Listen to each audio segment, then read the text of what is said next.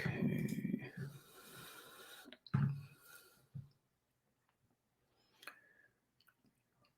Okay, I think we're live. Okay, there we are. All right. Hey, everyone. Welcome. Thank you so much for joining us in this session today. As always, I'm honored to be here with you in this time of sensitivity and uncertainty. And I look forward to sharing time with you in our shared sacred space together today. So the things we'll do today in our time here together in sacred space is the first is we will go through the, process ritual of setting sacred space.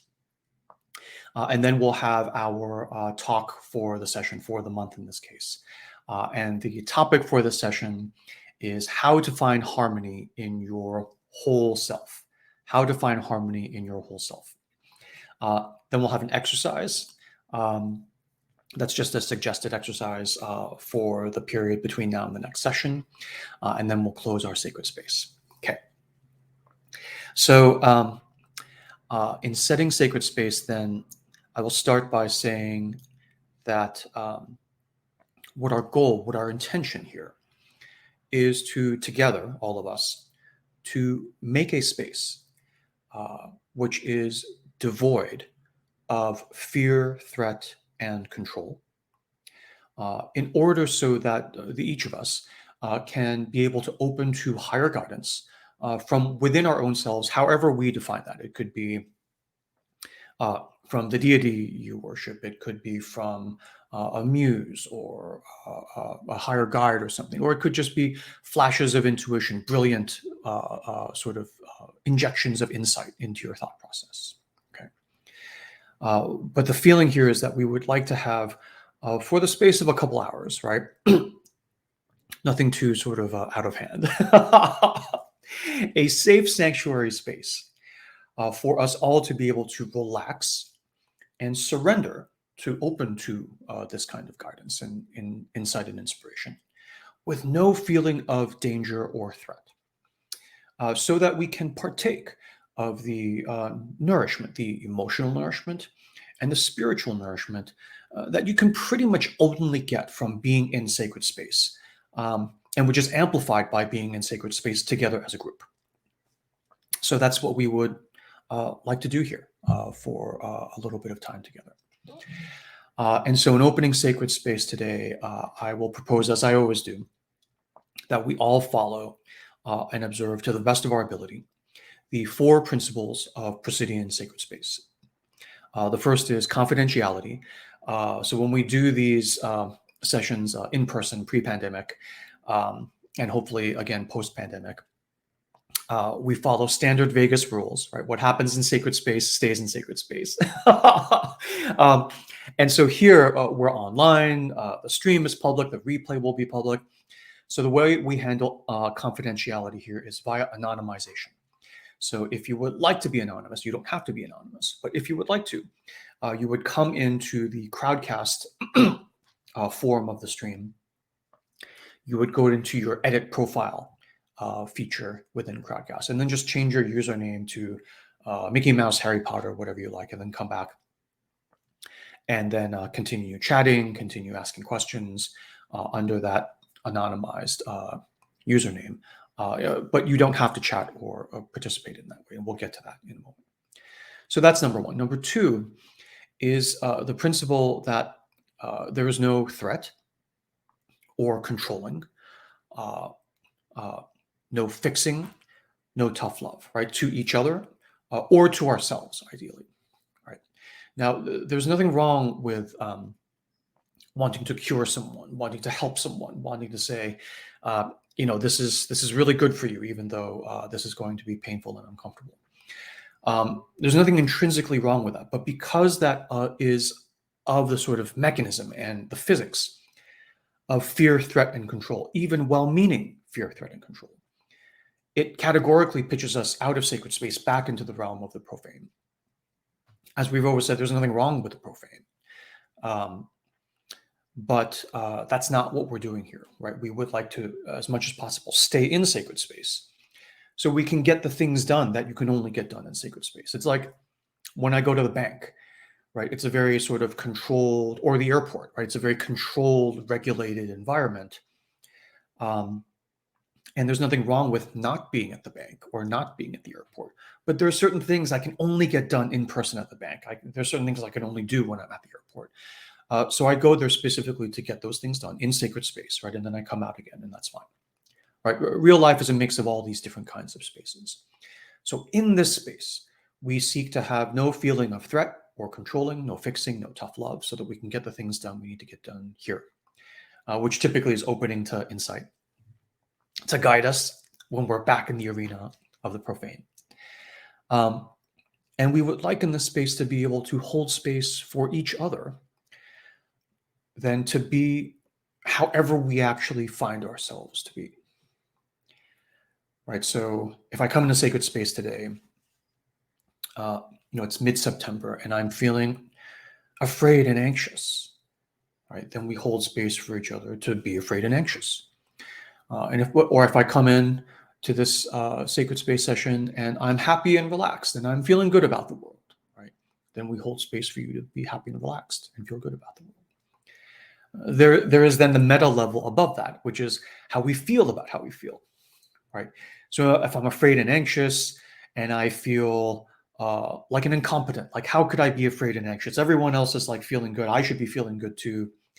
And you beat yourself up for it, right? And we hold space for you to be however you are, even in that case, right? We don't try to intervene and say, no. We hold space for you. Or if you're righteous, of course I'm afraid. You'd be an idiot to not be afraid in this day and age. We hold space for that.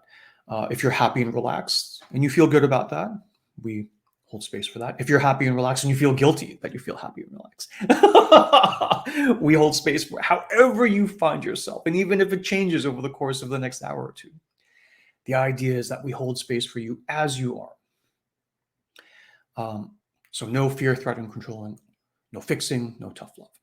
That's number 2. Number 3 then, and number 4 are corollaries to the first 2. Number 3 is also, there is no commerce in sacred space, right? So nothing may be sold. I can't sell you anything. Gowrie, my editor, when she comes on screen in a few moments, is not allowed to sell you anything. Please refrain from selling things to each other in the chat. But this also goes for recommendations. So if you come with a question and I'm like, there's a great book. It's not even my own program. I get no financial recompense, but there's this great book. We refrain even from doing that. In sacred space, outside, we can, I'm still sending you emails, we're still recommending things to each other.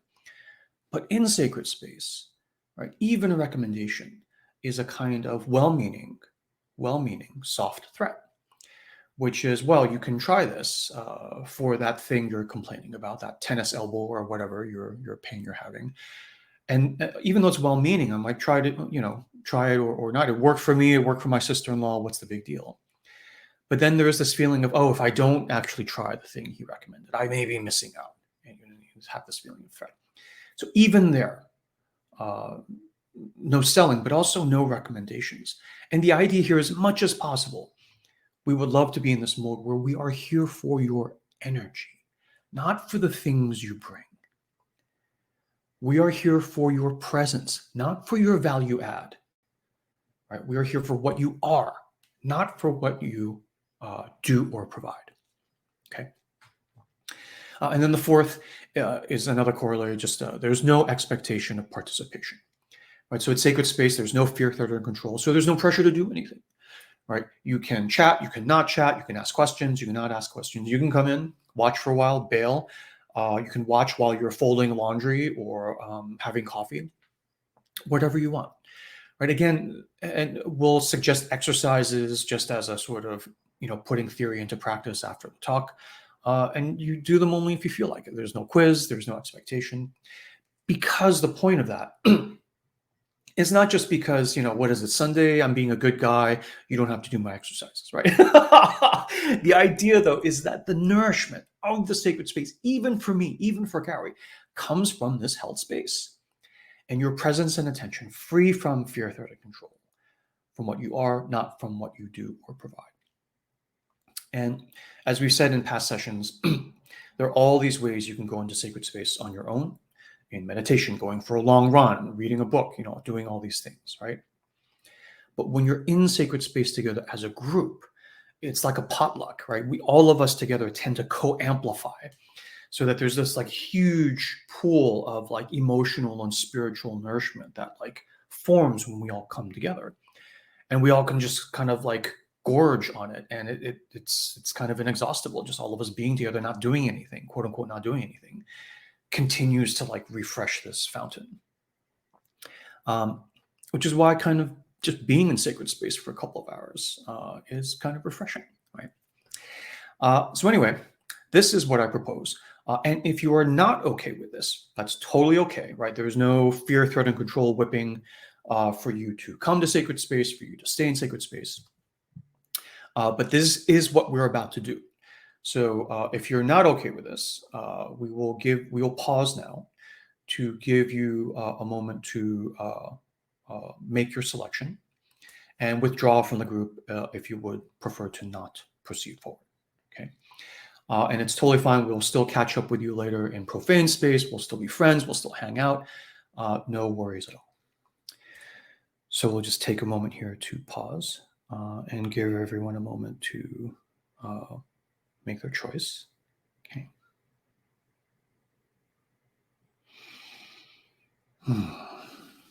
Okay. All right. So for the rest of us then, we will now move forward into our shared sacred space.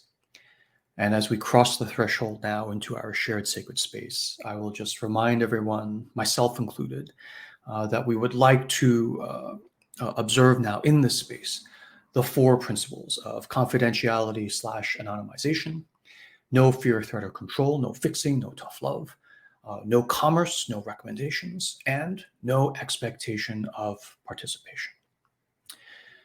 All right. Welcome back to Sacred Space, everyone. Thank you for being here. Thank you for sharing this space with us. Okay, so for our talk this month, the session topic we came up with is how to find harmony in your whole self, in your whole inner self.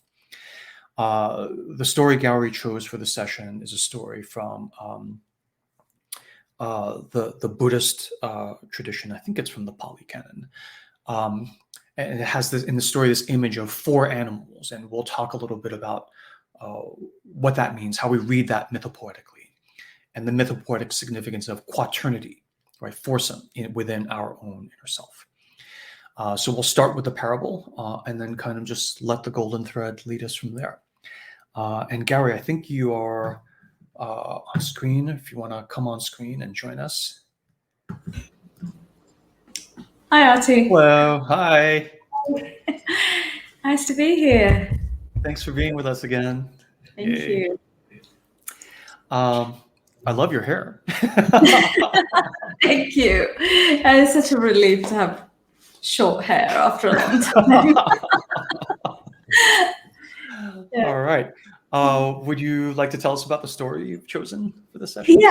Yeah. So I was looking for some stories, and I came across this. This is really kind of a puzzling story when I first read it, because typically of Buddhist parables, it's a very short and kind of a sweet little parable, but also very puzzling at the same time, because the symbolism is just it's just, there were these friends, and this is what happened between them, and everyone was happy and they went away. It's just like, what really just happened here?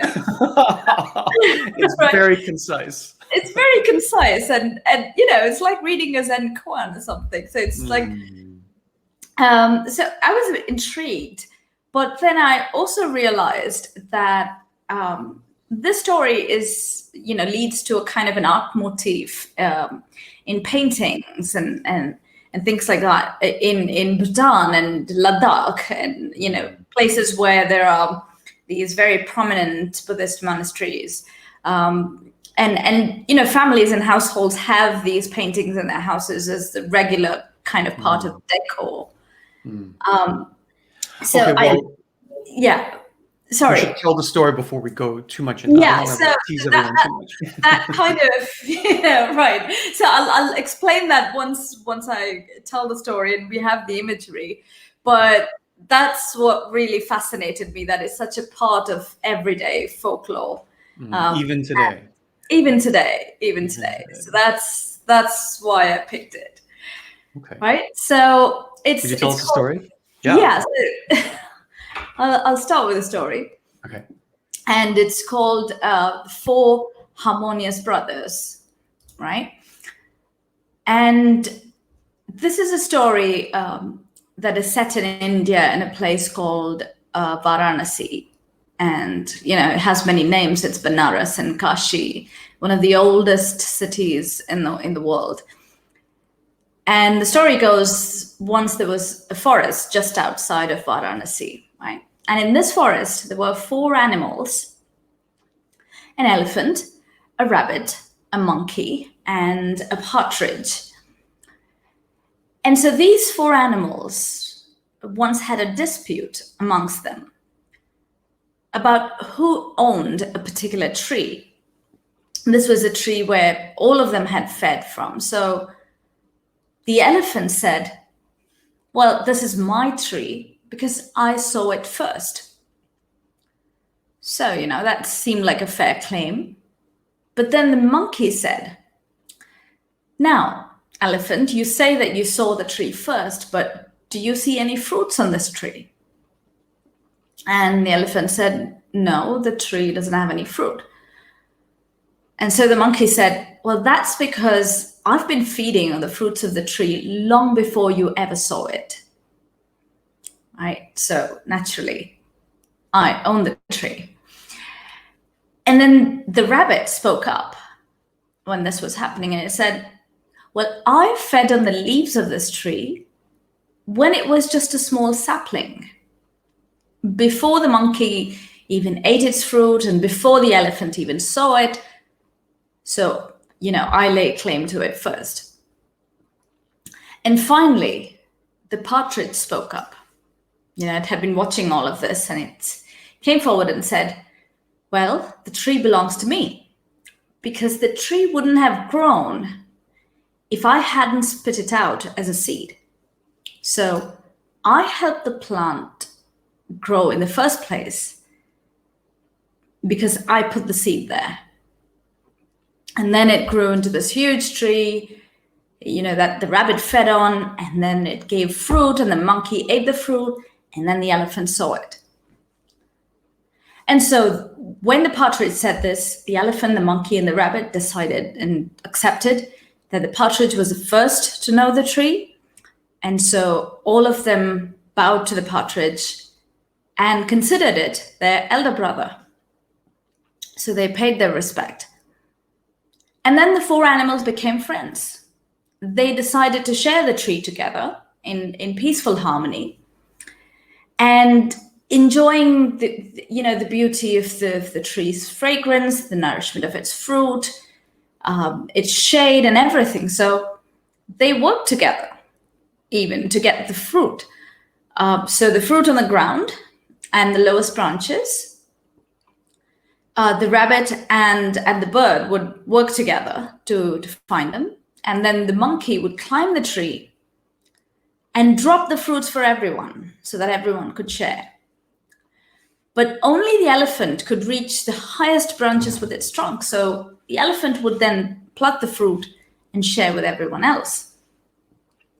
So these four animals worked together, they cooperated together, and with their combined strength, each one made sure that, they all benefited, nobody went hungry, and they were all happy.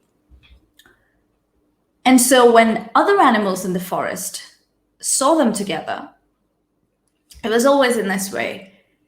The partridge would be sitting on top of the rabbit, and the rabbit would be held up by the monkey, probably carried its shoulder or something. And then the monkey rode on top of the elephant. So you have the elephant and the monkey, and then the rabbit, and then the partridge. So they sat one on top of another. So that's how the animals in the forest saw them. And since then, they came to be known as the Four Harmonious Brothers. And since then, these four animals were looked upon as an example of peace, harmony, cooperation, interdependence, and friendship. So that's the story. It's really a tiny story, but it would be lovely for Artie to come on and give us some of that. Thank you, Artie. I love that. Thank you so much for sharing that. Very concise and precise. Yeah. Okay, so now that we have the imagery, tell us about tell us about the background, and then also, my usual question, which is, where do you enter into that story and image? Yeah. So for me, so when I read this, it was just it was clear that the focus of the story was on that particular image, right, of these four animals on top of each other. And that's how the other animals in the forest saw them. Because when you read what happens in the story, it's really like there was a dispute and they all gave their piece. And that's it. That's the end of the story. They all accepted that, okay, you're the eldest brother and we were all fine with it. It's like, where's the drama? That's it. You don't fight over this. What kind of movie is this? Yeah. So obviously, I felt like the image is the centerpiece of the story. And then when I dug a little, I realized that this is, like I said, even a motif and a kind of motif in art, in Buddhist art, in Buddhist households, in places like Bhutan and Ladakh, where everyone has this on their walls as decor. This image of the four This stacked image animals. of the four animals. It's a classic. So everyone has it. And then I spoke to one of my friends who's been to both Bhutan and Ladakh, right? So she said, yes, I've seen these as souvenirs in souvenir shops when we go there. Tourists buy them because they're on the temples. They're everywhere. You see them, and they tell you that it's a symbol of kind of friendship and cooperation. It's a symbol of how you can peacefully sort of coexist with different people, with different, if animals in the jungle can coexist and cooperate, we could all do that. So it's kind of an allegory for harmony. And so considering that we've spent so many months reading stories on from a mythopoetic point of view, I was kind of intrigued as to, okay, so what does this image convey for us when we try to do it mythopoetically? So that's where I go. And then sorry, I just remembered. So there was there's this public square in Bangalore where I live, right? Well, there is this sculpture in a public place that I had seen, and I had kind of forgotten because I didn't know the meaning of it. I didn't know the story. So when I used to see this huge elephant and these animals on top of it, I was like, okay, this ought to mean something. It's because it's so bizarre, but I really don't know what it means. And after I read the story, it came back to me. It said, oh, so that's the kind of symbolism we're looking at. And it's just amazing that it just sits there in a square and nobody knows what it means. I mean, some people might. I can't speak for everyone because I didn't know the story. But yeah, I mean, it's not a very common motif, at least where I live. But it's amazing that it's there. But it's still there. It's still there. Yeah. Yeah. I love that so much. When you see these images around you, especially in, I'll just say, older civilizations, right? I mean, where you are, right? There are temples where the flame has been kept continuously burning for like 1,000 years, right?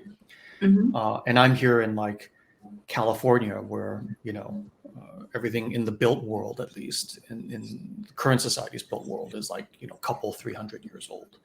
And so the sense of time is very different. And I think that what's interesting, we'll talk about this more, but when you have a symbol and it's just there, it can fade to the background.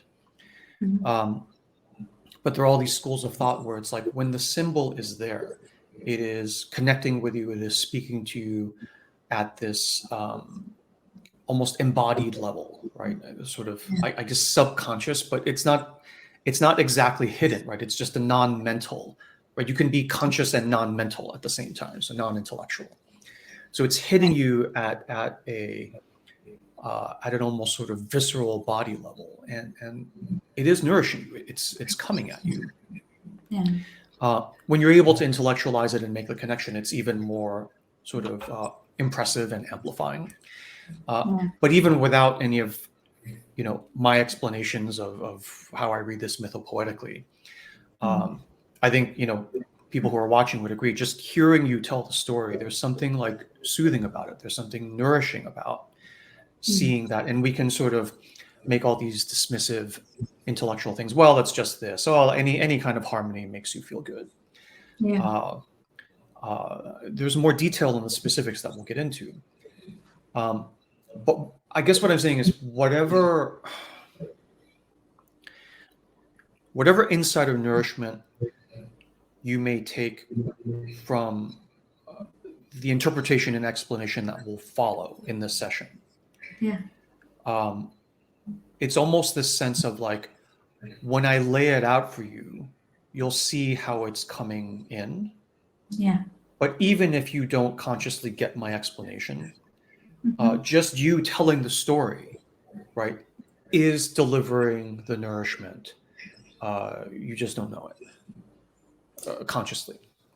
Which is why I think it's such a joy when you hear, when as children we heard, grandmothers tell us stories, and just listening to stories, even as grown-ups, when we listen to stories, it just feels good for no reason. For no good reason, for no good adult logical reason. Right? I mean, anyone who's been a parent or have had nieces and nephews, when you read them a bedtime story, and it's one of their favorite stories, you read it, they go through the highs and lows of whatever, don't let the pigeon drive the bus or whatever it is, right? And everyone who's ever done this knows what happens when you reach the end and you close the book. What's the next sound that you hear in that room? Again. Again, Dada, again. And then adults will be like, well, it's just this gambit, this ploy to like delay bedtime or whatever. Or it's like, oh, they have the sense of mastery. They know what the story is. But there's this other thing where, if you're honest, when you read the story again, even as an adult, there's a strange sort of soothing aspect to it, right? It doesn't fit into your system of what's supposed to be soothing. You're trying to get them to bed so you can get onto your like glass of wine or cocktail or whatever. But it's like, even reading that story, I remember reading these stories to my own kids over and over again. And if I'm honest with myself, it was very comforting, right? Even in the repetition.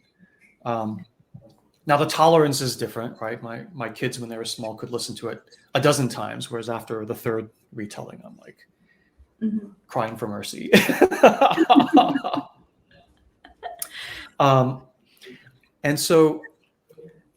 So I think it's just this. So I think one of the beauties of living in an older society, or even visiting an older culture, is that you walk around and you see these imagistic, like physical presences in the town square, in a temple, right? And even if you don't know what it means, or you ask a local and they give you the allegory, the sort of moral of the story kind of version, not the symbolic, right? And the difference between symbol and allegory we've talked about in the past. There's a kind of nourishment when you visit these cultures, especially like me from the United States, and I visit a much older civilization.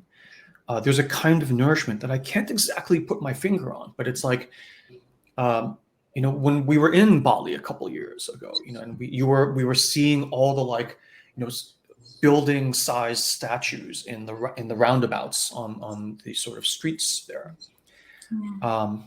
And you and your mom were explaining all the sort of stories from like, it was like incredibly nourishing, even though I'm like, I wasn't a good student. I wasn't taking notes, right? So I couldn't recount any of the stories, but there's a nourishment there. Yeah. So I think just the presence of these images, physically, imagistically, through story, through a narrative, there is a nourishment that gets to you. And even though we, in our sort of modern world, we don't really have an intellectual framework for receiving that, it's getting into your body anyway. Yeah. So what I'll do now is I'll give a little bit of sort of intellectual interpretation, so we can light the X-ray. You can see some of this stuff that's already coming into you through your telling of it. Right. But I'm just hoping to give some sense of comfort of like, even if you don't have a guy like me reading your dreams for you, sort of explaining all these things, it's still coming into you, right? It will still affect how you think. It will have subtle influences on how you feel. And reading these stories, reading fiction, right, is a kind of nourishment in and of itself. Yeah. So, I mean, for this story, I love the story when you told it. I hadn't heard it before. And I guess the first thing I wanted to say here is that it's a Buddhist story, and I'm not a Buddhist, right? I'm not a Buddhist. Obviously, I'm familiar with some Buddhist scripture, but I'm definitely not a Buddhist scholar. I don't know the actual symbolism of these four animals. The locals you mentioned take it as a kind of filial order of harmony, right? Well, it's like once you identify who the elder brother is, then you all sort of line up behind him, and that's the way it should be. And if you break this, the heavens will fall and society will fall apart, right? This sort of kind of socially, culturally conservative kind of perspective, and they take that as an allegory, right, to enforce the moral of the story is stay in line. Now, these stories all come in multiple levels, so I'm sure there's a level of interpretation here where it's like an allegory about enlightenment, where you go through the different levels, and then you realize the highest level, the partridge level, was the one that incepted the whole thing, right? So I don't really know what that is either. I'm not a Buddhist. But for me, the way I take this story is to read it mythopoetically. And for those of you who are new or may not be familiar with this, what I mean when I say to read something mythopoetically, it's very simple, very straightforward. It just means that when you read a story, you regard every major actor in the story. In this case, it's the four animals and the tree, which we'll get to. And you take each of them as being a symbol of a different part of your own inner self. Okay. And the beauty of this method, this mythopoetic method, I mean, the word mythopoetics comes from mythopoesis, right? The sort of Greek word, which literally means myth making, right? Sort of forming it into the form of a myth, reading it through the lens of myth, which basically is to take each major aspect to be a symbol of a different part of you. And the beauty of this is you can do this with any story, with any folktale, any fairy tale, any religious parable, right? So in our current, modern day Judeo-Christian environment, it's a little dangerous, right, to sort of take the Christian parables mythopoetically to say Christ is a symbol of a part of you, Judas is a symbol of a part of you, Mary Magdalene, right, is a symbol of a part of you. It's a little dangerous. It's a little less dangerous in 2021 than it was, say, 500 years ago. but still, right? The fact is, you can take any sort of narrative or story and read it mythopoetically. Even modern day, Star Wars, The Matrix, you can read all of these mythopoetically. And in fact, you can read any life incident mythopoetically as well. Life is but a dream, right? So when you come home from work and you say, I was in the subway and I stopped at the shop on the way home to get some groceries. This guy was at the shop and then this happened and that happened. This whole drama unfolds.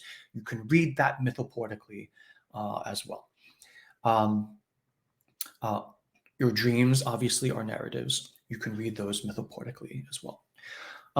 And one of the things we talk about when we do our work with our advisees in healing and in bliss, finding and following your bliss,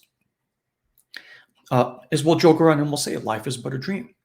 And when we say life is but a dream, it's not to denigrate life and say, oh, it's just a fantasy, right? But rather to say that we regard life as we regard dreams. We regard everything mythopoetically as much as possible, right? Net of our natural blind spots, right? In order to attempt to harvest the signal and guidance of dreams and the outside world. So when you read dreams mythopoetically, you tend to get guidance about things going on in your life, right? Not linear guidance, like what job to take or what lottery number to pick, or do you stay in this relationship or not? It's not this linear yes, no. It's not a kind of county, state fair, fortune teller booth where I'm like telling you about your love life and everything. But it's more holistic, mythopoetic guidance about your overall life direction. When you read dreams mythopoetically, not allegorically, right? You get this sort of deeper level of nourishment from the dream. And so let me skip down a little bit here. So for me, when I look at a story or an incident like this, it's really lovely, precisely because it is so concise. Basically, it's a story that basically presents this image. And there's very little drama. There's a little bit of sorting out in the beginning. And then, they go into this configuration, which is identified in the story as universally like the benchmark standard of harmony. Period. That's it. The end, carry on. Okay. And so what I like about this is that, at least from the point of view of the story, there are all these neon lights, neon signs flashing, going, whatever this is we're presenting, it's presented in the frame of like, this is the perfect, this is the full harmony, this is the everything. So it's like, okay, this is the way it's supposed to be. This is a definition, an imagistic presentation of the ideal harmonious configuration. Not how do you build a rocket ship to get to enlightenment, not you better do this, you dumb slob, or else you'll get punished, right?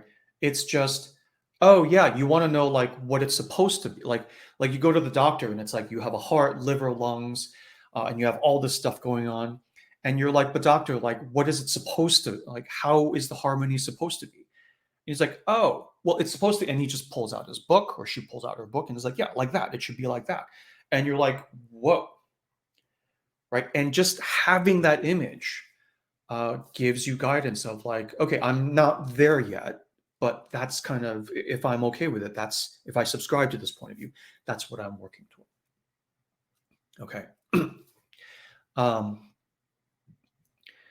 So you can regard these four as different organs, right? Heart, liver, and lungs. What do the lungs do? They bring in air, they oxygenate the blood, the heart pumps the blood, right? There's a harmony to the function of all this. And in a similar way, this story is giving you this sense of a harmony of these four aspects within you, okay? And as a kind of, pattern for sewing a dress, right? This is the pattern you want to follow. And so, for instance, you can, when we read dreams for our healing advisees, right? They'll come to us with dreams every week. And they will follow sort of the patterns like these myths, and then we'll read them mythopoetically and see what we find. So with the story, as I said before, the main neon sign is this is a story about the nature of the self, right? In harmony, and what that looks like, and what the configuration looks and feels like, right? A little bit about the origin story of how we get there, but basically we're like telling you who goes where, what the hierarchy or the sort of layering is, and a little bit about what each part does. And the first thing, and there's a significance that they're all animals right now, and there's a significance to the type of animal, and we'll get into all that. But before we even touch on that, the first thing to say here is that there are 4 animals. There are 4 animals that comprise the 4 pillars of the self. In other words, the self is a quaternity. It is a foursome. And that's one of the hints that tells you that this is a story about the self. And there was all the other neon signs, full harmony and sort of this creation story of the world. But also the fact that it's 4 main players tells you this is a sort of symbolic system around the self. And we have this from various traditions just around the world, across human history. So for instance, the self itself is a foursome. The body has 4 limbs. The compass rose has 4 directions. In various systems, like the Sumerian, I think, definitely the Chinese system, human feet, right, form a square, right? The earth, the symbol for the earth itself is square, so it's a 4-sided. The ground itself is a quaternity. In healing work, in the Jungian system, in other systems, we say that each human being has an inner masculine and an inner feminine, right? This sort of spiritual, Platonic ideal of the androgyne, right? Where each person is actually a composite of an inner masculine form and an inner feminine form, okay? And so when 2 people get together, regardless of their outer sort of declared genders, right? They each have this inner masculine and inner feminine. You can call it yin yang, left, right, a sort of light dark, but in our practice, we tend to regress toward inner masculine and inner feminine, these more sort of gender accented terms, because in a dream or fairy tale, right? When you have your dad or your grandfather sort of running around in a dream, sort of doing things and saying things, you just look at that and you're like, okay, I'm going to just take a wild guess and say that's a symbol of an aspect of your inner masculine because it's your grandfather. So that's the way it kind of shows up in dreams and fairy tales. So we just kind of roll with it. But so each person has an inner masculine and inner feminine. And when we pair together with another person, they come with their own masculine and feminine, inner masculine and feminine. And the complete whole of the 2 of us is a quaternity, right? There are 2 inner masculines and 2 inner feminines, and so on. There are variations on this as well. In Christianity, there is a holy, not quaternity, but a holy trinity. Now, from the point of view of the whole self as a quaternity, you look at this trinity and it's missing something, right? It's missing a 4th. And a very interesting question is like, what is the nature of the 4th? Where is the 4th? And you do this not just for something like Christianity, but any dream, any fairy tale, right? When you hear, like in a classical Grimm's fairy tale, there once was a father and his son and daughter, right? The mother had passed away, and then he gets sort of remarried, right? So basically, right at the beginning of the story, there is a quaternity, right? The feminine, one aspect of the inner feminine. There's a father, a mother, a daughter, and a son, right? So you have a quaternity right from the starting blocks. The mother dies, transforms, and comes back as in another form, the sort of stepmother, and then sort of mirrored in like the evil witch in the gingerbread house, and all of the action is in how the quaternity breaks and then is reformed, right? If you take like something like Hansel and Gretel as a symbolic story about the dynamics of something that goes on in the self. So in Christianity, you have a very similar thing. You start off, you have a Holy Trinity, and the first question for anyone with a mythopoetic lens is like, okay, what's missing? And the way you tell what's missing is you look at what's there.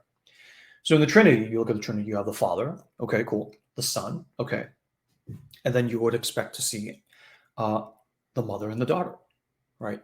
The Holy Spirit is basically feminine, but because it's a patriarchal system, we don't talk about that. Only men can be priests, and so on and so forth. So this missing fourth slot, what goes in the fourth slot? You would expect, given two masculines and one basically feminine, the fourth slot to be a feminine. And what we find in the fourth slot typically is the devil, right? The exiled one.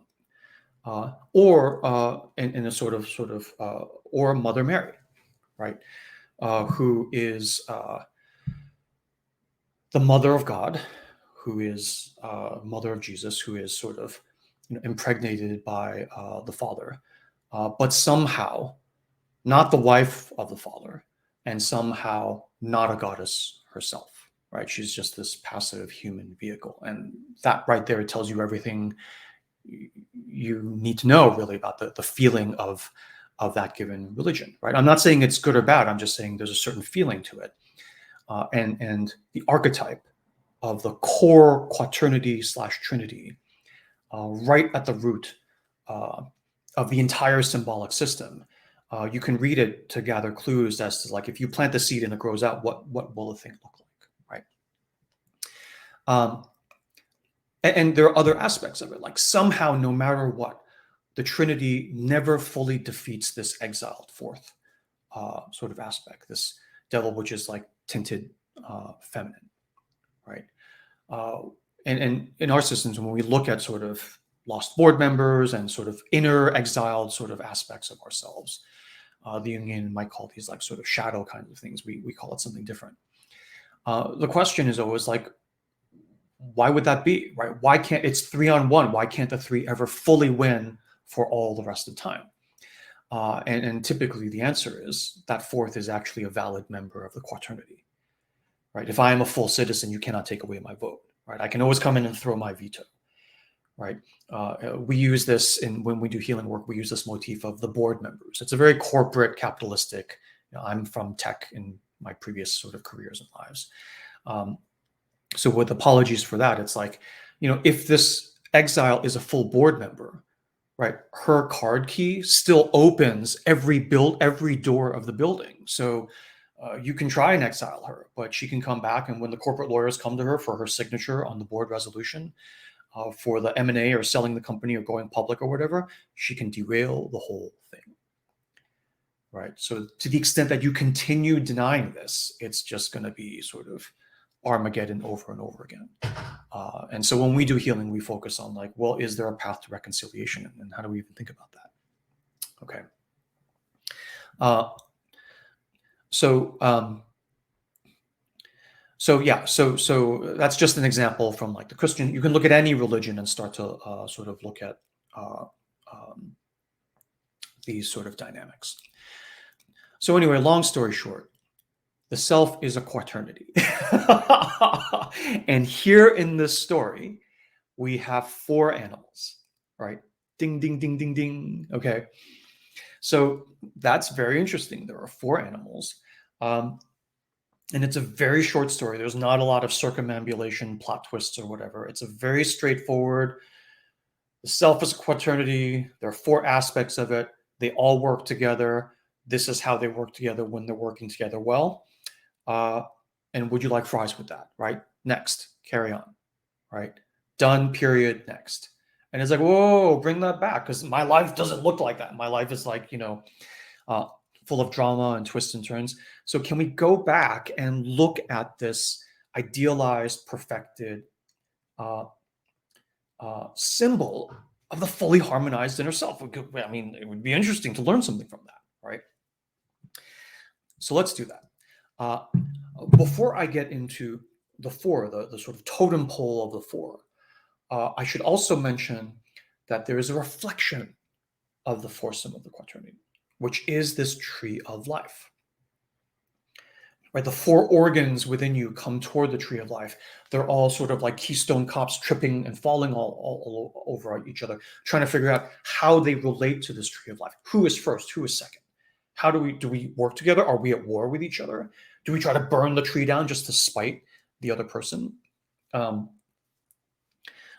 As will sometimes happen, right? In the US, right, there's all this talk of like the white, black sort of racial archetype. And stories coming up from, you know, our history, even from like the 1960s, um, after the Civil Rights Act was passed, and all these stories of like towns and municipalities in the South closing down and filling in the public swimming pools and recreational halls of these gorgeous Disneyland-like publicly funded, you know, sort of swimming pools, because Black families would show up and say, "Well, can you know, Civil Rights Act, we want to swim too," and they can't deny it. But instead of sharing, they just shut it down. So that's an example of like burning the entire tree down. And it's like, okay, now I guess no one gets to swim, right? So without saying like, oh, that's you know, good or bad, it's just it's another example when you look at a symbol like this of like what the factory fresh brand new version looks like, right? You can use that to look at other situations in the world and say, okay, that is, we're kind of a little bit off there, because, you know, a solution ideally is not to burn the tree down, just for the partridge to spite the elephant, right? Ideally, we work together and like the tree like explodes with fruit and abundance. So this tree is like this tree of all existence, right? It's like the tree of life, a Garden of Eden sort of tree. The tree then is a symbol of all of manifestation, right? The phenomenal world, the sort of physical sort of world that we live in. Because a tree symbolically, and we've talked about this, there's a session we did, Gary, I think I can find the link on the three realms of being, right? And we talk about the role of the tree in bridging the three realms of being. But the three realms of being are like the regular realm, the sort of ground, above ground realm here. The upper realm, the realm of the spirit, right? The leaves of the tree, where the birds, right? Those sort of spirits, birds, angels are interchangeable symbolically. So that's where they live and they're nourished. And then there's this underground, which is the world of the roots. The realm of Hades, the realm of Platon, right, in the Greek system. And, you know, in sort of this Judeo-Christian system that we live in now, we like everything to be up and nothing down. We like everything to be light and nothing dark. But in more classical systems, the dark, I mean, it is scary when you die. That's where you go, right? Your body goes down. But all of the richness of life comes from the ground, right? I mean, Hades, the Greeks were like afraid to say the word Hades because it's like maybe he'll look at us and say, oh yeah, maybe I'll take you down earlier, right? But even if he takes you, you're just going home, right? So they would call him by his alternate name, one of his alternate names, which is Platon. And Platon was a god of wealth, right? And so why would the god of the underworld be the god of wealth? Well, any like gold miner or oil man will tell you that gold comes from the ground, not from the sky, right? Black gold, oil comes from the ground, right? All of the wealth and riches come from the ground. Wheat, corn, all come from the ground. You plant the seeds down, and then all of this fruiting abundance comes up, right? I mean, we get rain and sunshine from the sky. That's great, but it's like we don't pick the things like from the sky. They grow up and then sort of, you know, rain their blessings down on us. So the tree, often in fairy tale systems called the world tree, right? The tree is the symbol of the manifestation of all of existence, the three realms. Bridges and fully engages all three realms, pulls light and air through the leaves, gives oxygen, pulls water and nourishment and minerals from the ground, offers shelter, offers fruit, abundance, nourishment, even light, firewood, right? And so the story to me is a Genesis story of harmony within the quaternity reflected in how you relate to the tree. Okay. So then, so then the way we read dreams is typically we start with the initial position, all the cast of characters, and we try to get a sense of like who's who, what's going on, what's the pattern here. And then we hit the play button on the video. We let the action unfold. And then we look to see who's doing what to whom, right? And then we sort of take insight from that. Not allegory, like you better do this or that, you dumb slob, but more like just pattern. Like, this happens, and then the tree burns down, nobody gets food. Okay, well, that's interesting. And then this alternate happens over here, and then everyone gets like the equivalent of 10 trees because it's like they're nurturing the thing. Okay. So here at the beginning, all four come on the scene. And all four claim the tree completely for themselves. Okay. And for me, the first thing to note here is that they're four, so the self is a quaternity. And then the second is when they come together, right? The name of the story is the four harmonious brothers or whatever, right? So right from the beginning, it's like we're telling you how to do it in a harmonious way. So they come together, and when they disagree, it's not World War III, right? They sit down and they say, well, what's your claim? What's your claim? They're all conferring as equals. Even without getting into the form of each animal, that right there tells you everything, right? When you have a disagreement within yourself, when you're like, I need to continue going down this path, otherwise I'll lose money and prestige, but my heart is going in this direction. That right there is another. I mean, I could have cut the story even by another 80% and just said they came together, they disagreed, and they're conferring harmoniously in peace. End of story. That's all you need to know. What is the outcome? Who cares what the outcome is? Right? We know it'll be okay because they're conferring in harmony. Right? So in that example of money and prestige versus my real passion,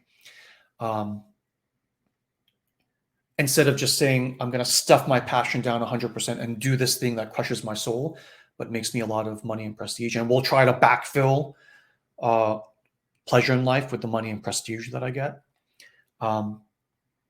Spoiler alert, that doesn't work, right? If it worked, it would be great. We would have a lot more happy people in the world, but it just somehow, for all these reasons, doesn't. And then when you go in the other extreme and say, forget this, I'm going to blow up my life, run off and join the circus and do only my passion, right? That tends to not work as well either. And the heart of the issue is not that, one is right and the other is wrong. It's that you need both, right?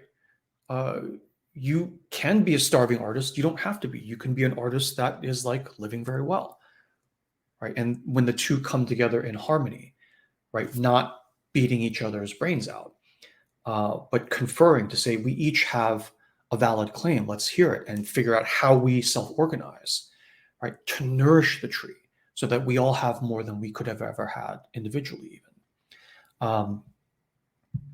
That is one way to read this. So let's get to the animals. The elephant. The elephant, very interestingly, has vision and sees the tree, okay? Which implies that the elephant is feminine, right? It is more in the direction of an avatar of an aspect of your own inner feminine. Because as we've said in endless sessions before, the two core major functions of the inner feminine are nourishment, nurturing, and vision. Right? Now, in a patriarchal society, we tend to,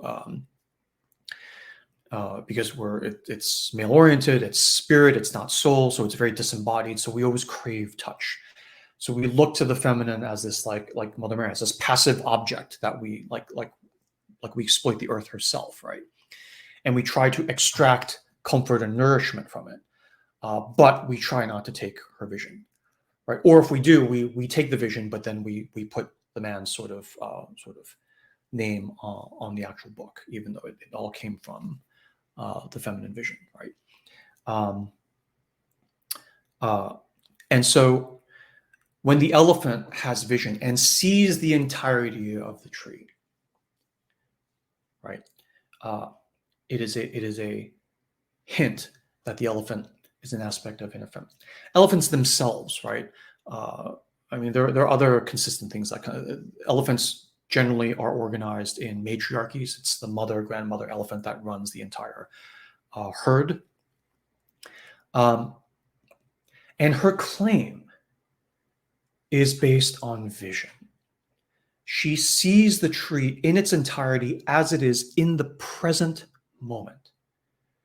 She doesn't even lust for the fruit now and in the future. She's not running some discounted cash flow analysis of like what the present value of all the future fruit is. She just sees the tree now, right? And so to me, she is also a symbol of the body and embodiment.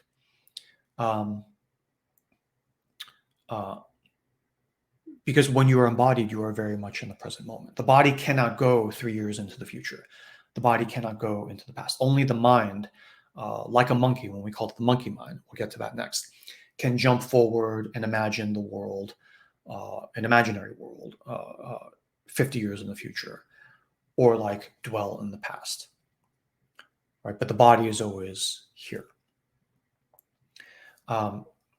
Elephants also in dreams typically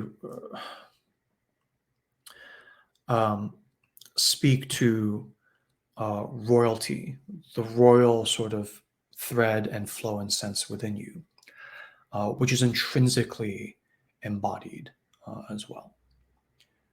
Right? I mean, when someone is royal, when they're literally royalty, the reason they have power in this individual single person, the queen or the king, is because they embody, right, the sort of divine right of kings, the mandate of heaven, or whatever. So elephants are this sort of deep, present, physical embodiment. And they are feminine dominated. They are a matriarchy. And there's a deep sense of family, of clan. Elephants actually bury their dead and mourn their dead when they're not being chased off by poachers. And there's this deep sense of embodiment. So at the base of the totem, right, is embodiment, inner feminine, and vision of the whole. Okay, so that's the first level. The next level up is the monkey. And the monkey's claim is that it eats the fruit. It eats the fruit of all the labor. And that is claim. I'm the customer here. So I claim the entire enterprise, the entire restaurant chain, right? And so what's so adorable about the monkey is that monkey is typically a symbol of the force of the intellect, the thinking mind, right? So when I teach meditation, there's actually a talk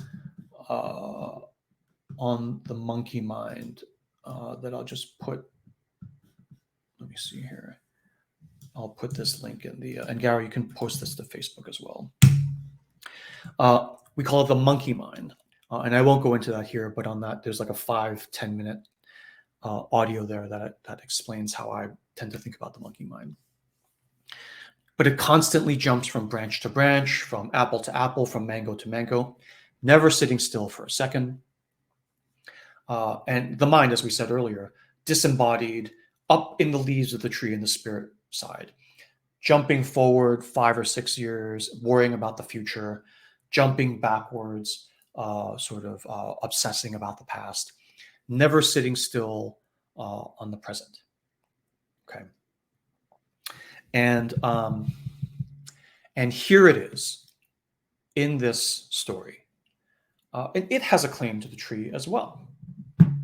And this is the classic sort of ass backwardness of the intellect. It makes the argument that, well, because I enjoy the fruit, I get to keep the tree. And it seems very logical. The monkey is jumping around. You can barely follow its like machinations intellectually, right? But there's always a fatal flaw. When the argument comes from the intellect and is not grounded, right, in the basically feminine body in the ground in reality. Okay. And we don't realize the fatal flaw with the monkey's argument until we hear the final thing that orders everything. Because the winning argument comes from the partridge. right? Which says, I was here before any of you because I spit out the seed. I incepted the world tree itself, right? So now we realize that was the winning argument. Then you look at the other three arguments. Which argument then was the weakest of the three? It turns out it was the monkey's argument that was the weakest of the three, because the fruit is the farthest from the seed. If the seed is the first thing, the fruit is the last thing that happened. And the last thing, asked backwards, is the thing the monkey tried to base its argument on. And we almost fell for it because the monkey is just going around in a blur so quickly. But because it's not grounded, if we had followed that argument, we would have painted ourselves in a corner. Right? So ungrounded intellect, right, always sounds compelling, but ends up being the worst argument. Going back to this principle of your intellect, right, is the most fabulous, sort of dazzling, firework-making thing. So you can rely on it to help you work through problems, pick locks, move obstacles out of the way. It can help you with implementation to get things done, but you cannot rely on the intellect for vision because it's completely ungrounded. Right? This is the distinction between intellect and wisdom. Right? Intellect, you're all rational, and we all know if it's just rational and logic, you can rationalize yourself into any argument. Right? Any high school debate team student will tell you that. Right? When you prepare for, like those in the States, when you prepare for a Lincoln Douglas debate in the sort of high school speech and debate, you have to prepare the pro and the con argument, and they both need to be equally powerful because it's pure intellect. You need to be able to argue both sides of any argument. Right? Whereas wisdom is grounded in the soul, in the body, in touch with feelings. Right? So it's not just what logically could be right, but what actually feels just and fair. Right? That's the grounding of intellect into wisdom. Without wisdom, and you just run your career through pure intellect, which is very brittle and susceptible to fear, threat, and control. Right? I mean, the profane world is all fear, threat, and control, and it's all intellect. Right? Computer code, legal code, everything is just pure logic and intellect. Right? There was grounding, but it's sort of like generations ago, and we're still kind of like eating away at the inheritance of that. There's very little grounding now. Right? So when you run your career, for instance, just through intellect, you end up often in a situation. I think it was Joseph Campbell who would always use this phrase. In your career, you fight your way up the ladder, only to find that the ladder was up against the wrong wall. So you made it, but it wasn't the destination you actually wanted. That's a life driven by intellect. I did everything right. I colored by the numbers, and I found at the end of it that I painted myself into a corner. Right? How could this be? And the reason is we lacked the elephant. We lacked the grounding. The Polynesians have a saying, standing on a whale, fishing for minnows. You think the minnows are the whole thing. You don't realize the grounding of what you're standing on, which is the elephant, which is the whale. That sort of feeling. Okay, so that's elephant and monkey. Monkey in the proper configuration is centered and grounded on the elephant, not jumping around. Centered on the elephant. The elephant sees the whole tree, and the elephant's like, see that one? Yeah, a little to the left. There. And the monkey goes back. Right? Pure, beautiful poetry motion implementation, but guided by the vision of the feminine. And the monkey is masculine. Right? The next level up, we have the rabbit. Now, the rabbit is typically associated with feminine, fertility, breeding like rabbits, and also associated in sort of medieval alchemical systems with the moon. The silvery sort of moistness of the moon. You see the rabbit in the moon. And so the rabbit is a symbol of generativity from the feminine. And so in the story, the rabbit says, I claim the tree because I eat of the leaves, which is very interesting. Right? The rabbit could perfectly eat the fruit as well. right? But the rabbit says the leaves give nourishment to the fruit. The leaves are what take on the sun and give the fruit shelter from predators that may eat it before they come to full ripening. So the leaves give nourishment and shelter. And so the rabbit takes this aspect of the tree. She eats the leaves and then bears out the fruit of several dozen more rabbits, right? She is generativity. She is the fertility goddess. So this rabbit is the next level feminine. That's higher, right? The elephant feminine is the grounding visionary feminine. Why are we even here in the first place, right? The intellect monkey rests on top of the elephant to manifest.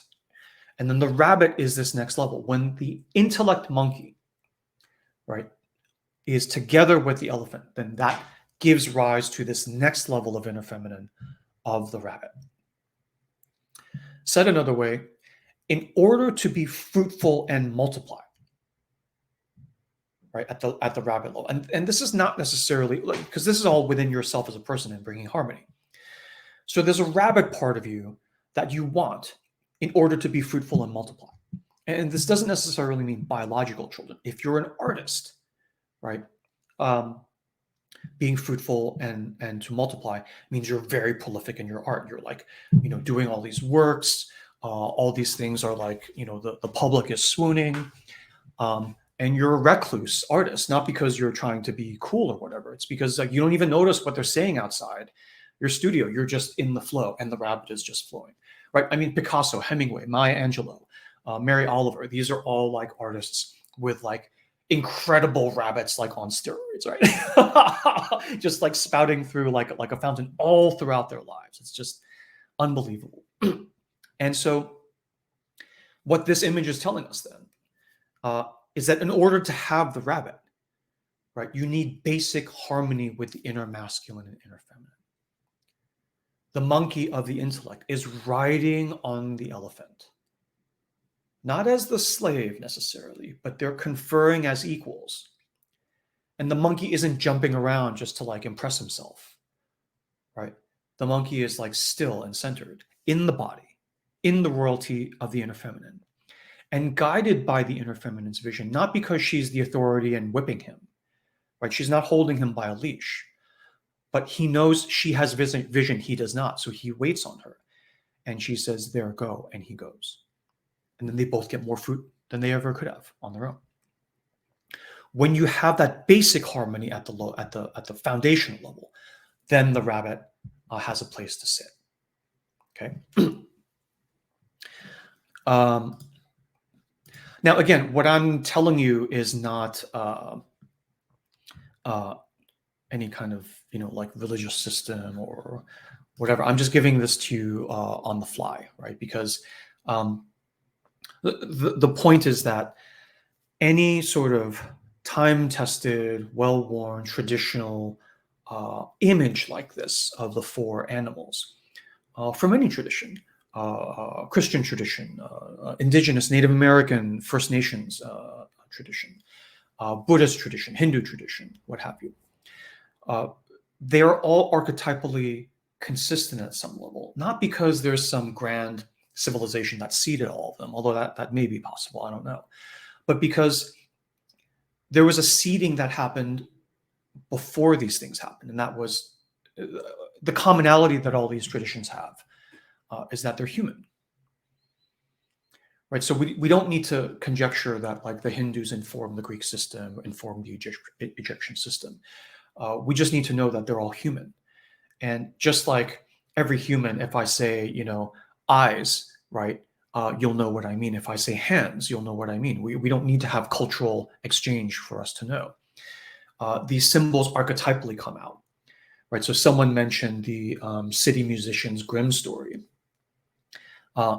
These like four animals, which is very, I think there's a donkey and whatnot, is very similar. Do we need to trace like what merchant on what trade route sort of shared this? I mean, maybe it happened like that, but you don't need that to sort of explain it, right? These emerge from our biology. Myths emerge from our biology. Just like any bird in the world, if you go up and talk to them and you say, like, do you know what a nest is? Do you know what a beak is? Do you know what an egg is? They'll be like, yeah, of course. Don't be an idiot.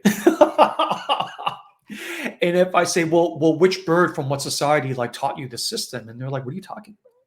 Right? I'm a bird. All birds have this. So we can say the same about myth and human-centered, human-accented archetype as well. Okay. So the point of that is just to say, I don't need to make this into some like proprietary system and, come with me and I'll lead you to sort of inner harmony. It's like Gary sort of picked this story out from her muse.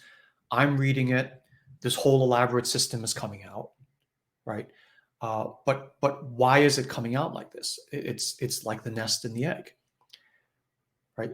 I'm describing a harmony using this image, which is a state of affairs that is so within you now, regardless of whether anybody teaches it to you or not.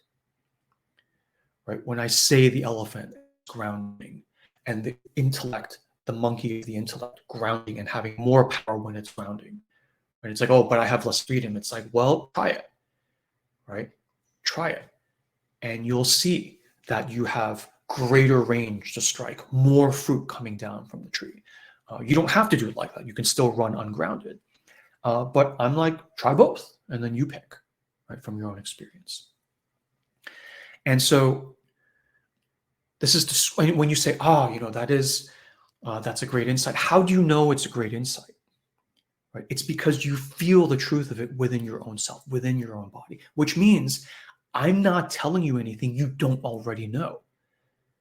You have to already know it in order to say, oh, that's a great insight, Artie. Right? And I'm like, thank you. I'll take all the credit, right? But it's like you already know it. That's how you can judge it. So that's why the beauty of these symbols, when Gary says, oh, in Benares and all these different places, even in Bangalore, right, where she lives, you'll see in like a center town square, a statue of these 4 animals, one on top of the other. And you're like, do they read it the way Artie reads? It's like, I don't know. It doesn't matter, right? I'm reading it on the fly using mythopoetics, and I'm coming up with these physics and systems. Not because I'm like committing some like amazing creative act. I'm revealing the same underlying physics that are what caused the genesis of this in an image like this, or the Grimm brothers version, right? Or any other. I mean, we can talk about like the Trinity, the Christian Trinity version of it, right? And when you feel the truth of it, right, you're like, that makes sense because it resonates with the truth that's already in you. And the point of what I was saying earlier is that even without my intellectual symbolic exegesis interpretation, the symbol itself will hit you. Maybe not at the monkey level, the intellect level, but at the elephant level. Your inner elephant is like, yeah, baby, I got that. Right? So by explaining all this, I hope to give you this sense of comfort, right? Which is, even if you don't have like, a fancy talker like me sort of explaining all this, it's still, the nourishment is still coming into your body, right? Which is why, like, when you read fairy tales, when you read certain kinds of fiction or even nonfiction, when you watch certain movies, when you listen to Gary tell a story, even if I'm not there to interpret it, you come out of the Gary story feeling like kind of more in line with yourself somehow. And you can't explain it. The monkey can't explain it, but that's fine, right?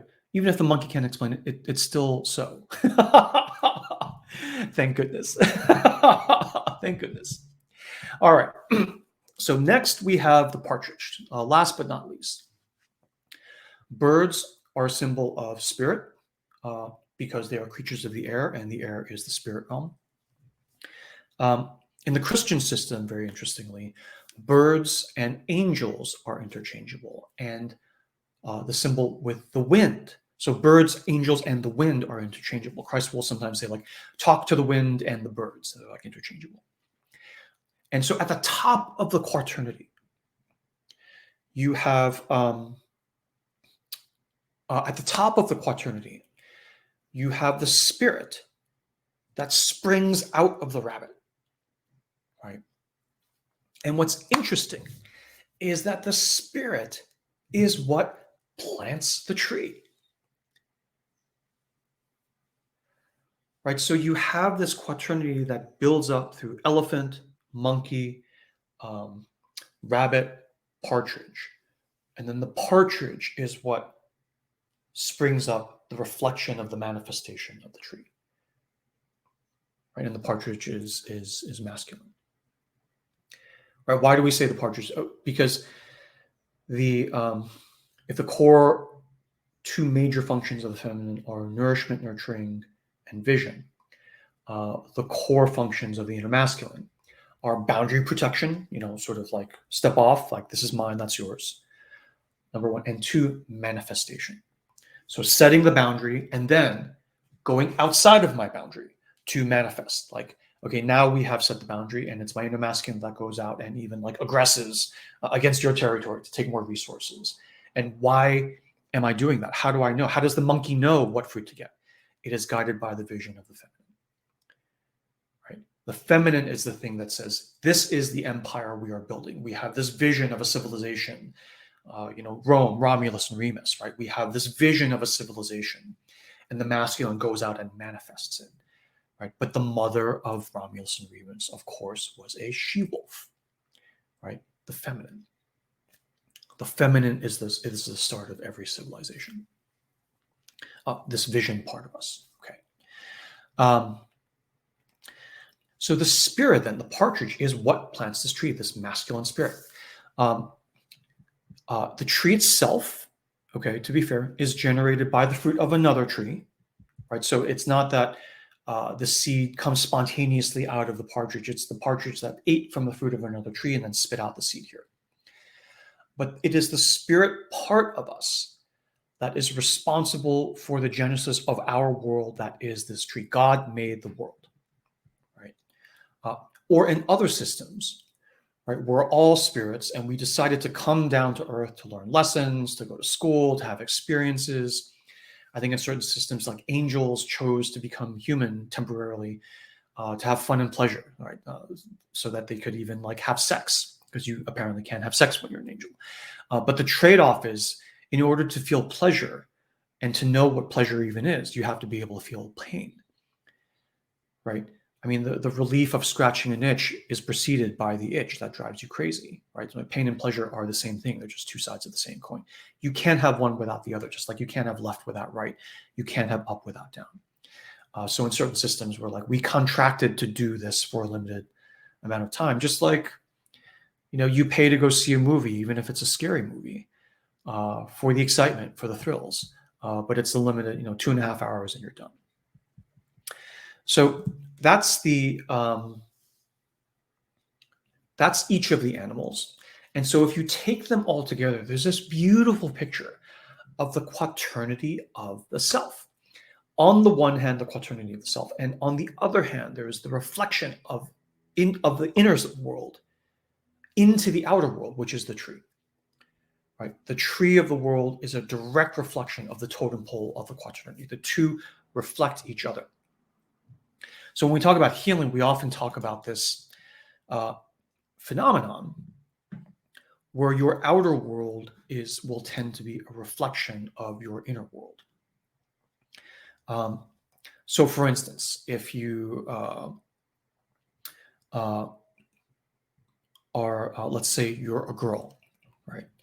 And you grew up with all these messages from your parents that, like, you better not gain weight, you better be like slim and hot and watch your weight, and oh, you look like you're really going to eat that next piece of cake, blah blah blah. I mean, it's a story as old as time, right? So we've all experienced that. I mean, in one form. I mean, I'm the dad of a daughter, so I'm like very sensitive to that as well.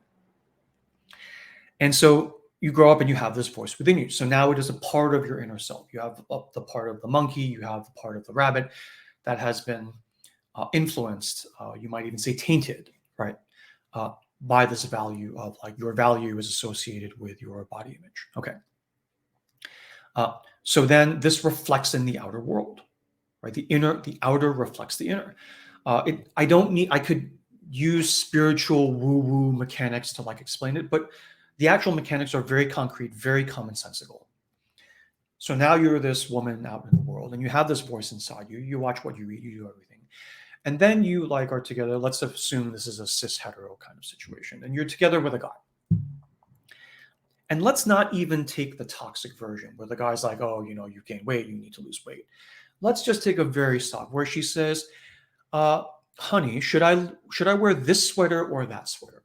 And she knows one of the sweaters makes her look a little less flattering. And he says, oh, darling, why don't you wear that sweater instead of this sweater? Okay. Not even the toxic version, just the very soft, like anyone would be, oh, what did he do wrong? What did she do wrong? No one's doing anything wrong. But there is a preference that is guided by this principle of body image. Okay. Or even the toxic version. He's like, oh, that sweater makes you look fat. Do this other sweater. Okay. Now, when he says that, she has to have, there will be voices in her that says, that idiot, I'm going to kick him out and he's such a jerk or whatever. Fine. But if she doesn't eject him from her orbit, it is because she has another voice in her that says, well, he's kind of got a point.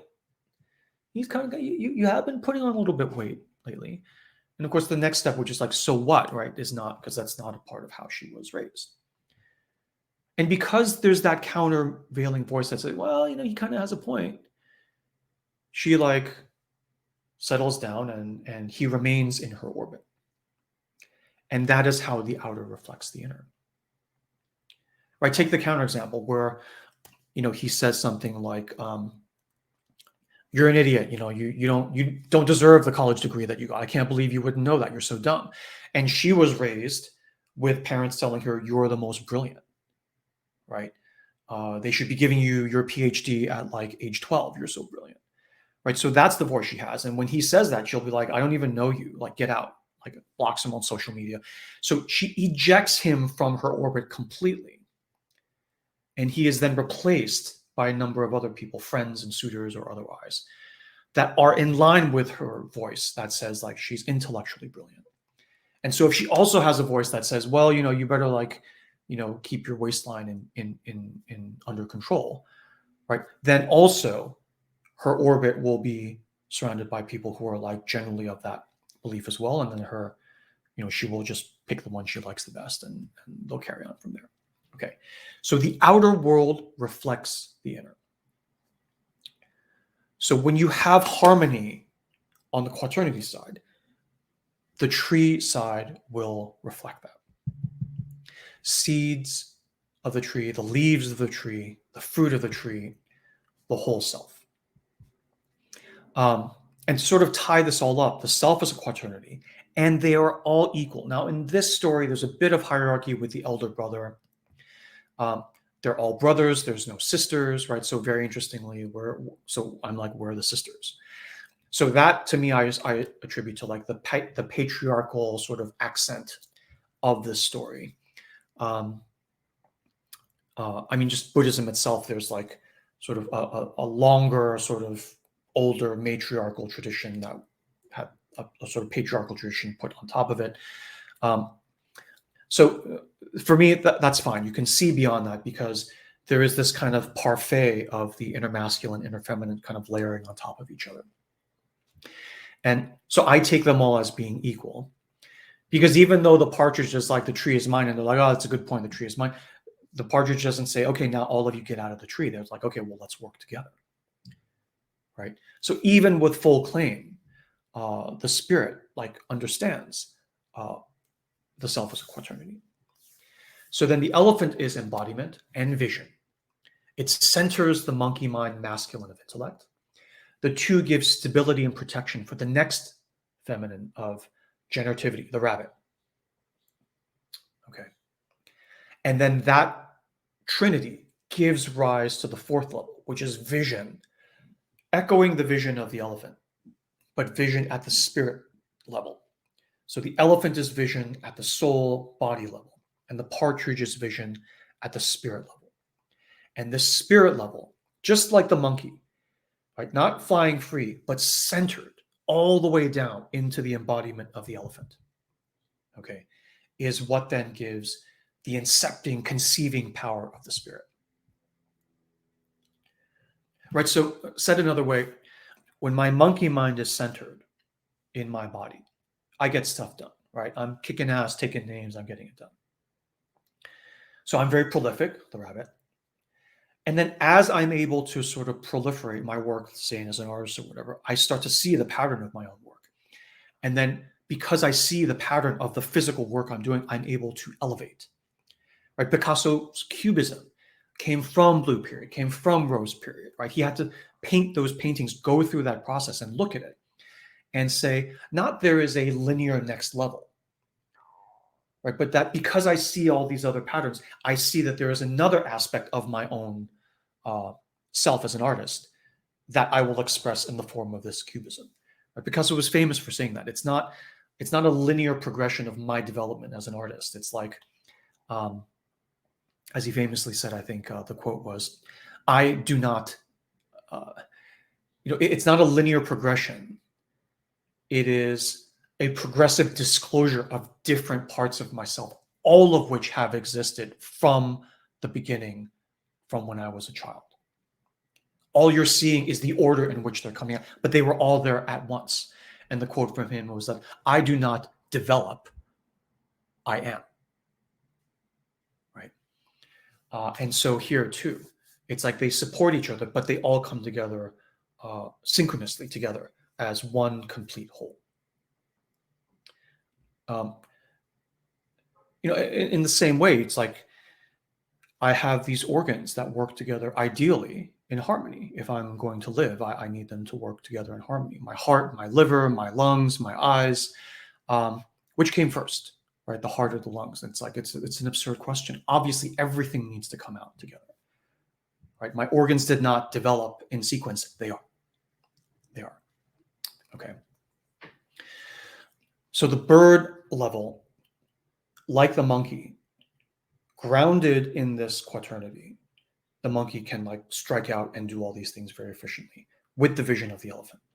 Here, with the vision of the previous three, the partridge, grounded, then is able to incept additional trees and additional worlds.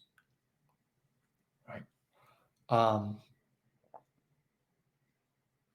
And so when they all come together and align, and they understand, and they're not competing with each other, they're not like, burning down the tree to like, spite the elephant or whatever. There's harmony. And then they party, right? They work together. The spirit rests on the level of generativity, which less rests on the logical material basis of monkey and elephant. And it's a very short story. It's like, that's it. That's it. Right? This is how you do it. Most people, most of us, myself included, will not do it this perfectly, and we'll have all these fairy tales to help explain the circumambulation of different cases and how you come back. But this is where you want to get to. This is like, in a fairy tale, when we say, and the prince and the princess got married, to like the correct prince, not the false evil prince, to the correct sister, not the evil stepsisters, right? And they lived happily ever after. They were fruitful and multiplied, right? That's not talking about like, marriage is between a man and a woman. This is about your own inner masculine and inner feminine finally coming together and integrating, and happily ever after is you being generative in your life, whatever it is you're doing in your bliss. This then is that prince and princess motif on steroids, right? Because you have two inner feminines and two inner masculines, and they're arranged in this perfect alternating parfait, right? The feminine of the elephant, the masculine of the monkey, the feminine of the rabbit, and the masculine of the spirit partridge. And when you look at a tree, right, as the reflection of this, spirit is up in the leaves and soul is down in the roots. And for a tree, you need both. You are both. As a tree, you are a home to the partridge as much as you are a home to the mice and earthworms, right? And just like a tree, there is no sense for any of these levels dominating over the other, right? The bird can go free, the monkey can jump around, the elephant can go anywhere you want. They all have freedom, they all have sovereignty, but together they rely on each other and they transcend to this next level. So you want all four in harmony. And the tree then is perfectly nourished by this harmony as well. Someone is spreading the seed, you have protection, you've got the whole thing. So when, let me see here. I think that's, how are we doing on time? Okay. So I think that's basically what I wanted to say. They're equal. They work together. Now, the last thing I'll say before I invite Gary back up for just more discussion is that they are equal. They don't take orders from each other. They work together. And for me, this is just an off-the-cuff kind of beautiful,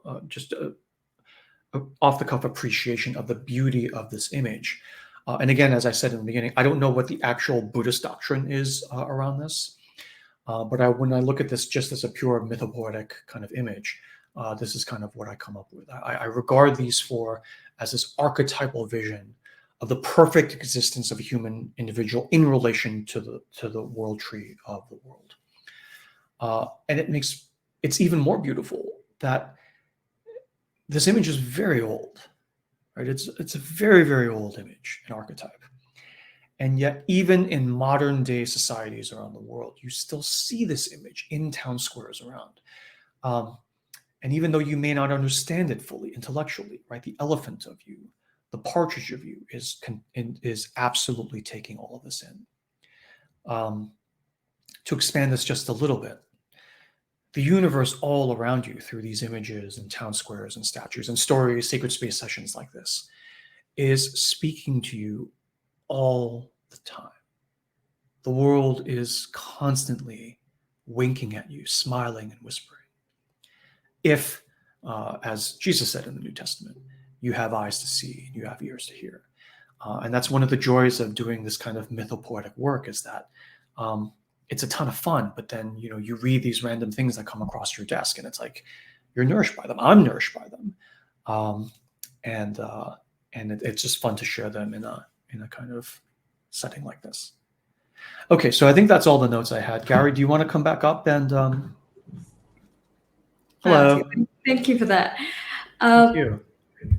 It's just so powerful. I was very struck by what you said almost right at the beginning about how this is kind of a conversation between the inner board members, as we call them, like inner members of your within yourself, the inner family. And that was kind of the sense that I got when I read the story as well, that when we do sort of healing work and we're sitting with all these different parts of ourselves, which seemingly are in conflict, and that's usually when we do healing, right? One part of me says, this is the direction we need to go, or else, there'll be disaster. And the other part of me says, no, I don't want to go along, and that's not my thing. I'm not, there's a whole lot of kicking and fuss that goes on. And it's just so hard to kind of reconcile, right? When we were sitting in the middle of all that conflict. So when I looked at this, it was such a lovely, nourishing guidance to see that when different parts of you come together and they are, there's a dispute right at the beginning, each one puts its point across. And then they kind of, when they all realize, okay, the partridge is the one clearly the oldest and the wisest, and all of that. It is just, there is nothing more to say. They've all agreed that this is how it is, and that allows them to kind of come to the structure of where they are, where their place is on the totem pole. Right. So they all have their place and they all have their strengths. And if we play to our strengths, this is how we can all nourish each other. And this conversation seems to be an exercise in just realizing their place, position, and strength. Right. And once that fine-tuning's been done and they've kind of figured that ratio, figured the kind of formula, that's it then, that's the end of the story, because there's nothing more to say. Right. What needs to be done. And when I read that, I was like, that's where I really want to go. I want to have that kind of conversation where I arrive at that understanding and say, oh, all right, okay, so this is the formula and there's nothing more to say. I know what to do now, right? So, well, I mean, to be fair, the misunderstanding is what leads to the exciting movie too. So that's another thing I was thinking of when someone mentioned the town musicians of Bremen, right? So it's the Grimm fairy tale, which has a very similar imagery. And in the city of Bremen, I think the town square has this sculpture in the middle of the town. The donkey and like today, even now they have a sculpture there, and it refers to the Grimm's fairy tale of these four animals. An interesting thing about that story, that, like I said, somehow, even though you see the same motif in different parts of the world, when you see it in Grimm's fairy tale, there's just so much drama to it. Like you have fights, and you have action, and you have a thrilling kind of end to the story. So, but typically in that story, these four animals lived in a farm and then decide to go to the town and become musicians, right? So it's the journey of how they get there and what happens. But I feel like the whole flavor is still the way it is in this much simpler parable, is that the entire story is about their figuring out what their strengths are and how it works to the advantage of the entire group. That's kind of what the story sets up. And I just, like I said, in healing, it's just so helpful to have that guidance to say, right, so basically when I'm talking to my inner parts, for me, the end goal that I'm really looking at is to find out how the strengths of each part complement the strength of the other part, and then figure out where it all fits like a jigsaw puzzle. So I feel I'm just kind of so moved by that image representing inner harmony is just such a wonderful guidance. Listening to you talk, it's really interesting because of course, it's like the name of the story is the Four Harmonious Brothers. Yeah. So there's definitely a patriarchal accent to it.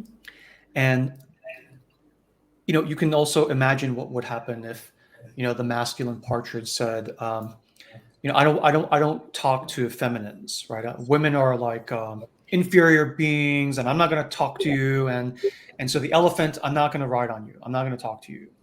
Right. And the rabbit, get out of here, right? And so you have that. You have this form of conflict.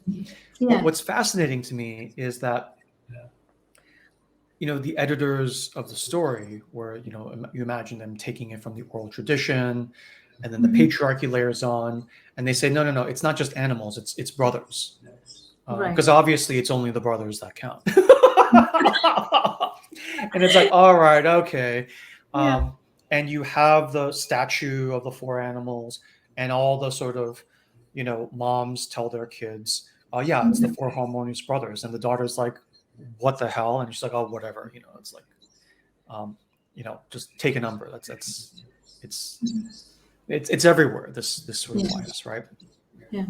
But what I love is that even in the face of the patriarchal edit, the elephant brother is still an elephant. Yeah. The rabbit brother is still a rabbit. Yeah. And at the mythopoetic level, you cannot scrub that away. Yeah. You cannot scrub the fact of the feminine away. Now, if the patriarchal sort of monks, editors could see it at that level, right? Maybe they would change the elephant to a different animal, but then you would lose the entire flavor of the grounding. Yeah.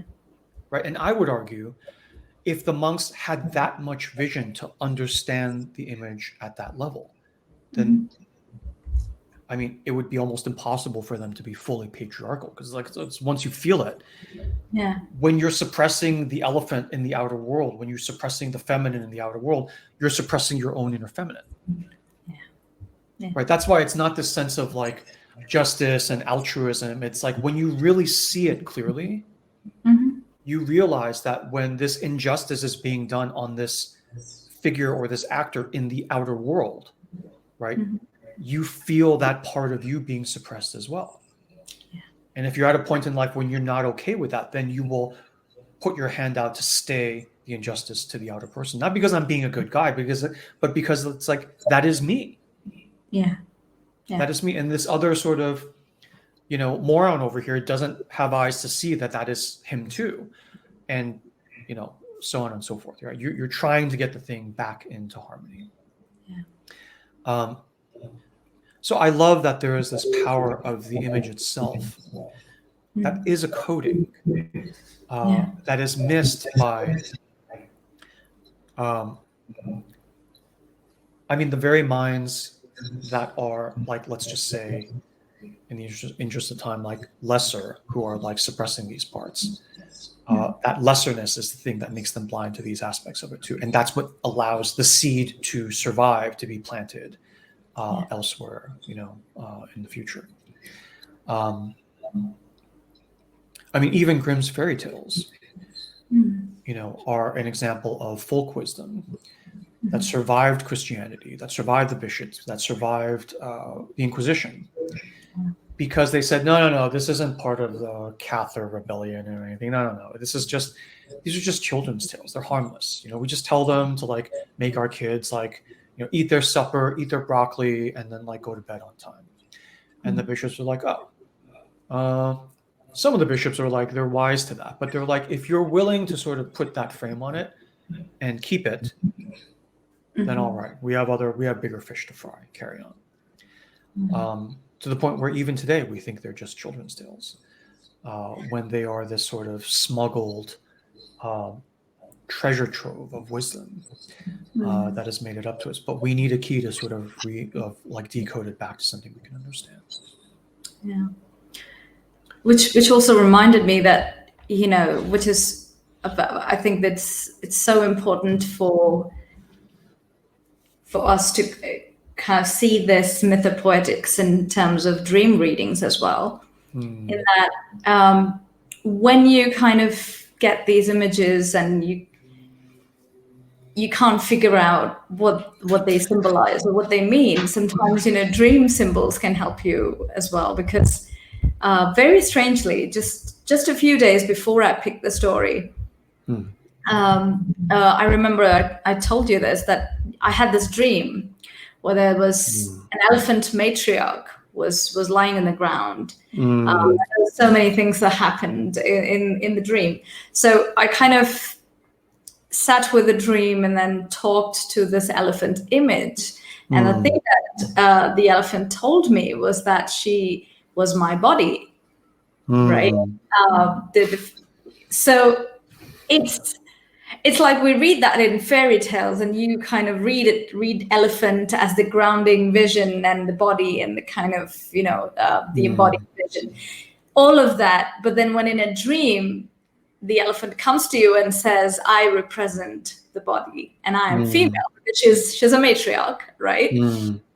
It's just like you're given keys in dreams, and it's just such a blessing to have those kind of dreams. So I think the myths and fairy tales, the way they complement each other and the way they complement our dreams as well, it's like there's a whole kind of treasure hunting thing. If you go and pick clues everywhere, they all seem very different, but they're just giving you clues to the same, you know, sort of the treasure chest, and you're ultimately kind of being led there. So that's so wonderful as well. I love that. Thank you for sharing that. I love that. So do you want to have kind of reflection questions more as those clues treasure chest. Yeah. So, Let's talk about the exercise. So the exercise for this month, this session, and the way we do these exercises is, remember the fourth principle of sacred space: no expectation of participation, only if you want, only if you want.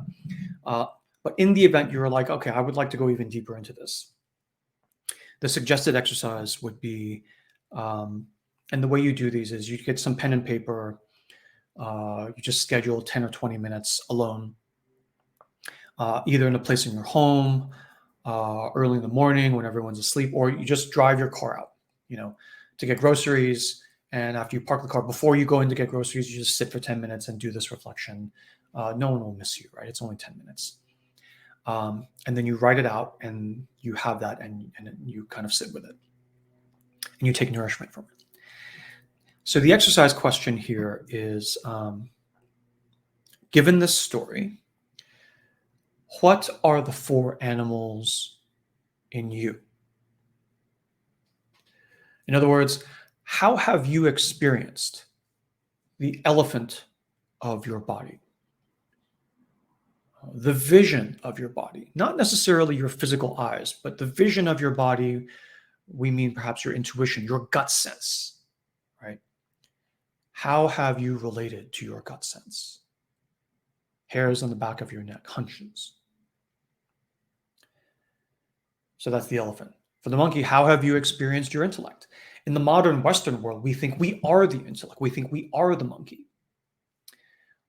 And is this how you think about it? Or do you think of your intellect as a tool, as a partner? But if that's true, then if you're not exactly your intellect, then what are you then? Okay. Third up, the rabbit. How have you related to your bliss and your generativity? Right. The rabbit is where you are fruitful and multiply. And I think of this as your bliss. It's not the thing you do for money and prestige, where you're making a lot of money, the world loves you, and you feel like empty inside. Right. That's not generativity. Right. The rabbit is the thing you do when we talk about need, want, desire for no good reason, your desire, your bliss, your true meaning and purpose in life. How have you related to that? How is your rabbit doing? And then finally, the partridge, the spirit part of you. How have you related to that? Are you in touch with this true spirit part of you? Not the spirit when we say New Age spiritual, where really it's not really that spirit part of you. It's like trying to do practices to make yourself feel better at the intellectual level, right? That's typically how we all do it. But this higher true spirit part of you, the symbol tells you everything. When you really reach this level, right? If it is grounded, it has access to the fruit, which means it has seeds in its mouth, which means when you really reach it in this harmonious manner, you have the capability to create new worlds, right? Like Picasso, just use that example as an artist. He's not just painting, he's not just making money, he's not just getting accolades. He's creating whole new classes of styles of art. Cubism is a whole new world. Right, so you take the seed and you incept it in another place, and this creates this whole new world. He wasn't planning to create cubism; it just came out of him, and at much cost. Right, the original story is he went bankrupt, like going from blue to cubism, because everyone thought cubism was trash, and they were like, "We'll only buy your blues." And his dealer was like, "Please, Mr. Picasso, think of your the restaurants you like to eat. Just continue painting blues. Why can't you do both? Why can't you do cubism and blues? Cubism is a hobby. Continue painting blues so you could continue making money, so I can continue making money." And Picasso famously looked at him and said, "My friend, I feel your pain. I have the same pain, but the way you're talking, you assume I have a choice, and I do not." Right. That's badass rabbit, fully flowering, leading to the spirit creation of whole new worlds. So the question then is this partridge level. You can ask yourself, do I even know this part of myself? Am I familiar with this part of myself? And if it's dormant in you, it's like, well, I don't know if I have a spirit. I don't know if I have this part of myself. Well, you know that it's not going to come to rest on your whole harmonized self until you're at the level of this grounded, centered intellect, fruiting forward on your bliss, and then your bliss leads to the creation of new worlds, right? So if it's dormant, take a number, right? Join the club. It's okay. But this harmony is like a pattern, an image, an archetype, a template, a guide for life. It's not something allegorical you have to do, but it is a sewing pattern. You can, create the suit or the dress along this pattern. And so the reflection is for each of these animals, what is the state of that animal within you? What is the state of your rabbit? What is the state of your partridge? Is it grounded? Are they working together? Is it World War III? Are they fighting with each other? And are they working together to suck the delight out of the tree of life in a way which nourishes the tree into even more thriving, right?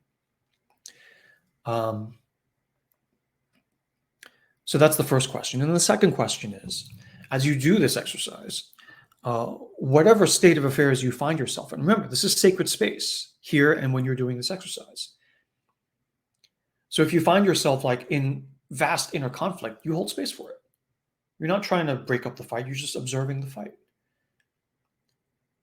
Right? And then the additional question, maybe devoid of fear, threat, or control, you could say, whatever state of affairs I find myself in, my four animals in, harmony, conflict, whatever. The question is, well, A, what is the matter here? What is even going on? Why are they fighting? And then B, am I okay with this state of affairs? Okay. And if you're okay with this state of affairs, carry on, no action needed. And if not, you can, metaphorically call a meeting with these four board members of your quaternitous self, find out who needs what, and see if you can make adjustments and even come to a reconciliation. Okay. So that is the exercise. We're at time now, so I'll go ahead and take us through the process of closing the session and closing Sacred Space. So our next session is next month. I think it's October 17th. I'll drop the link in the chat, and Gary, if you could drop that in Facebook too, that'd be great. It's free, open to the public. Share the link with friends and family to come join as well, only if you want. I don't even know what the topic of that session is, but we'll see what Gary and her muse comes up with. And now I'll close the session. And to do that, I will say that I hereby close this session of our shared sacred space. Thank you for sharing this space with me and with us. And thank you for sharing the nourishment, the emotional nourishment, the spiritual nourishment of this shared sacred space with all of us together. I give you my blessing. Go in peace, bestowed with blessing, free of fear, free of threat, and free of the undue control of others. Have a great day, have a great weekend, have a great month, and I will see you all in the next session. Thank you, everyone. Thank you.